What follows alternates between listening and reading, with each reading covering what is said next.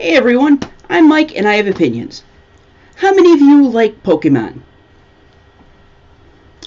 I see. So, everyone then. Okay, good to know. Anyway, I'm a fan myself, though I mostly play the games. They are decent RPGs after all. Well, as you know, the fan base for Pokemon is large and varied, and, like me, everyone has an opinion. Those opinions are often expressed by attempting to fill holes in the Pokemon world story. Some of the most famous are the Cubone is Baby Kangaskhan, Blue's Raticate, and, of course, the Pokemon War. So what exactly is the Pokemon War? Well, that depends. There are several versions of the theory, but it's generally based on two pieces of evidence in the first generation of games, Red and Blue.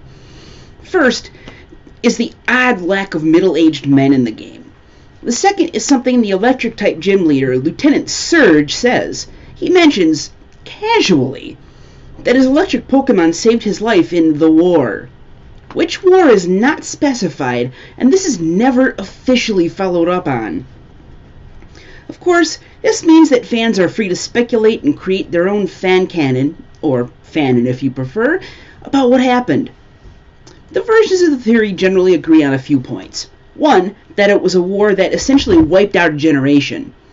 You see tons of kids and old men, as well as a few young women, but no young to middle-aged men. This is rather strange, coupled with the fact that children often seem to be given a lot of free rein in this society. It begs the question, what happened to them? What usually reduces the population of a generation? War. What is it good for? If this is true, it means there is a bit of extrapolation we can make here. First, the children are free because the majority of them are either orphaned or only left with their grandparents, or the occasional single parent. The single parents were probably mostly mothers, and the current crop of Moppets running around means that those women still left are only there because they were pregnant. Increased responsibilities for those left means that there were fewer people to look after the children, so they needed to give them something to do. This explains why it seems like only young children are given Pokedexes and sent out into the world. What better thing to keep them busy than to go out and recatalog the local fauna? Why don't they already know about them? Because the war was so devastating that it destroyed most of the records. It does seem to explain a lot about the Pokemon universe, doesn't it? Now, the theory splits upon points like how widespread was it? Did it only happen in Kanto, the region of the first game? Or was it worldwide? Did it create the landscape we know from the games?